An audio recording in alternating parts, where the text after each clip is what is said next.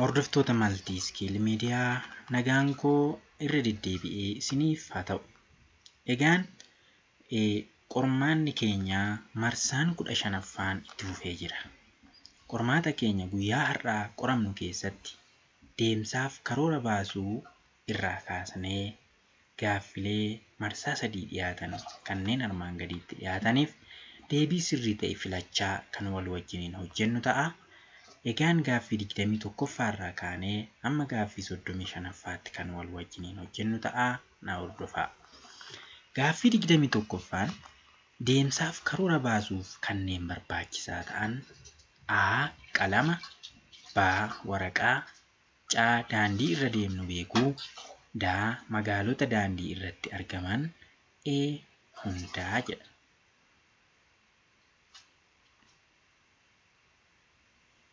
Deebii sirriin E. Hundadha. Sababni isaa qalamni waraqaan akkasuma daandiin irra deemnuu fi magaalonni keessa qaxxaamurru beekuu akka qabnu nutti himaa jechuudha. Gaaffii 22ffaan faayidaa deemsaaf karoora baafachuu kan hin taane kamii? A. Mudannoo tokko malee konkolaataa oofuuf B. Yeroo itti deemsa jalqabnuu fi xumurru beekuuf C. Maltootaaf odeeffannoo ga'aa kennuuf D. Bakka ga'uu qabnu osoo hin ga'iin buluuf.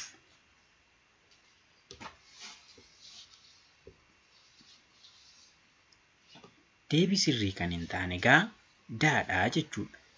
Bakka ga'uu qabnu osoo hin ga'iin buluun sirrii miti jechuudha. Gaaffii 23ffaan ragaa yaadannoo qabaachuuf kanneen nuti gargaaramnu hin dandeenye kami? Ragaa yaadannoo qabachuuf kanneen nuti gargaaramuu hin dandeenye kami? A. Qalama B. Footoo kaameraa C. Viidiyoo kaameraa fi D. Deebii hin qabu jedha.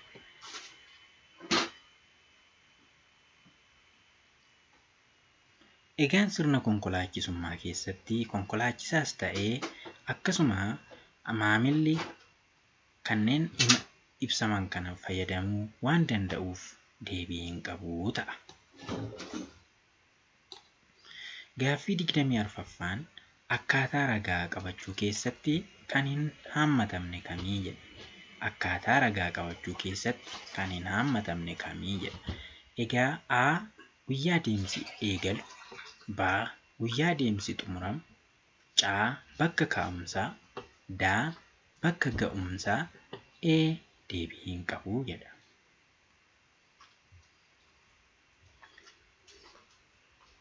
Deebii sirriin E. Deebii hin qabu jechuudha. Kana jechuun ragaa qabachuudhaaf kanneen himaman kun hundinuu nu barbaachisu. Faayidaan ragaa qabachuu kan ta'e kamii jedha. Faayidaan ragaa qabachuu kan ta'e kami? A. Mudannoo uumame yaadachuuf B. Baasii ba'e beekuuf C. Balaan yoo uumame poolisii fi inshuraansii fayyaaf odeeffannoo kennuuf D. Biiroo geejjibaaf odeeffannoo kennuuf E. Hunduu sirriidha.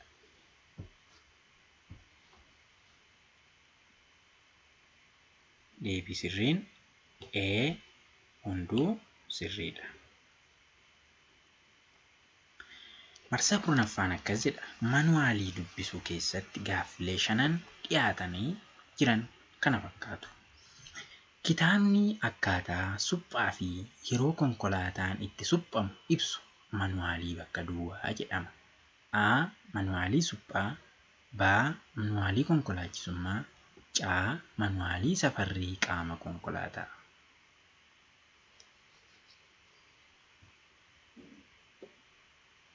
Deebii sirriin manuwaalii suphaati.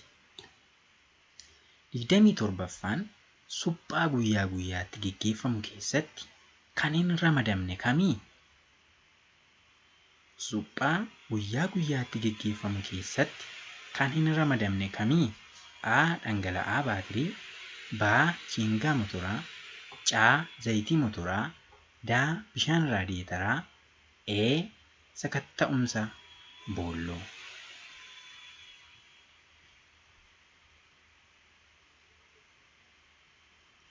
Deebii sirriin Sakatta'insa boollooti. Sakatta'insi boolloo guyyaa guyyaatti osoo hin taane waggaa waggaatti kan raawwatamudha. Gaaffii 28ffaan suphaa salphaa konkolaachisaan konkolaataa isaaf taasisuu hin dandeenye kami? A. Zayitii jijjiiruu. B. Calaltuu zayitii jijjiiruu.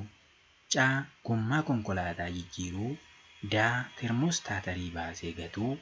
E. Zayitii kaambiyoo jijjiiruu.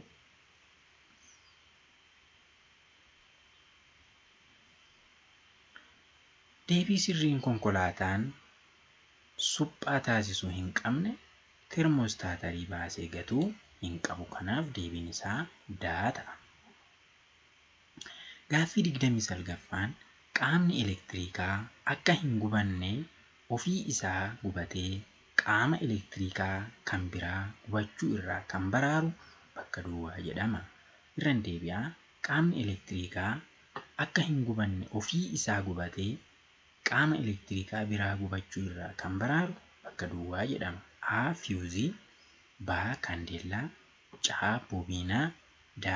Distribuutarii.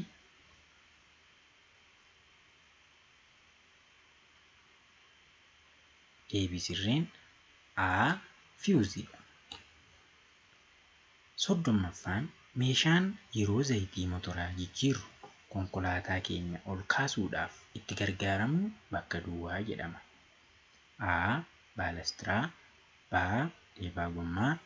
C. Kiriikii. D. Charkeedha.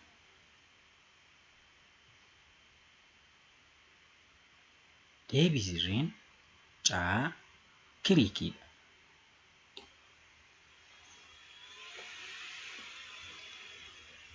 Marsaan dhumaa faalama qilleensaa naannoo xiqqeessuu keessatti parsantiin 5 yookiin gaaffiin 5 dhiyaatanii jiran kana fakkaatu.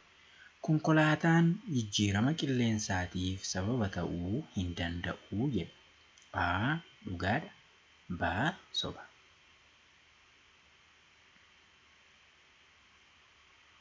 Deebii sirriin A. Dhugaadha. Sababni isaa konkolaataan aara gubate waan dhangalaasuuf faalama qilleensaatiif sababa ta'uu danda'a. Gaaffii 32ffaan boba'aan sirriitti gubachuudhaa yoo baate keemikaala bakka duwwaa gara alaatti ba'uun qilleensi naannoo faalama. A. Oksijiinii. B. Kaarboon daayoksayidii. C. Bishaan. D. Kaarboon daayoksayidii. Irran isinii deebi'aa. Boba'aan sirriitti gubachuudhaa yoo baate keemikaala bakka duwwaa gara alaatti ba'uun qilleensi naannoo faalama. A. Oksijiinii. B. Kaarboon monooksayidii. C. Bishaan. D. Kaarboon daayoksayidiidha. Deebii sirriin B. Kaarboon monooksidiidha. Gaaffii 33ffaan tooftaalee ittiin haara konkolaataa keessaa ba'u xiqqeessinu kan ta'e kami? A. Humnaa ol fe'uu dhiisuu. B. Motoraaf suphaa taasisuu. C. Gommaa ilkaan fayyaa fayyadamuu. D. Hunda. Deebii sirriin D. Hundadha. Gaaffii 34ffaan sharaan fireenii fi sharaan firiisiyoonii yoo gubatan faalama qilleensaatiif sababa ta'uu danda'u. A. Dhugaa. B. Soba.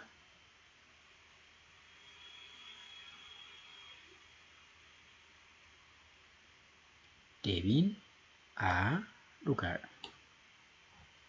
Gaaffii 35ffaa suphaa konkolaataaf taasifamu kanneen akka zayitii fi boba'aa konkolaataa keessaa ba'an dirree yookiin lagatti dhangalaafamuu qabu. A. Dhugaa. B. Soba.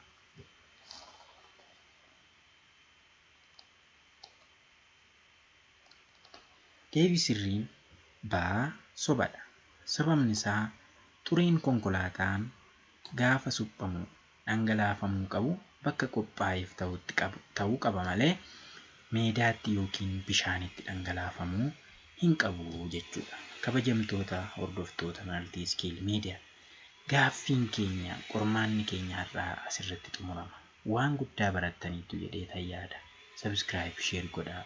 Waan hordoftaniif waan nu dhaggeeffattaniif guddaa isin galateeffannaa. Yeroo gaarii isiniif haa ta'u.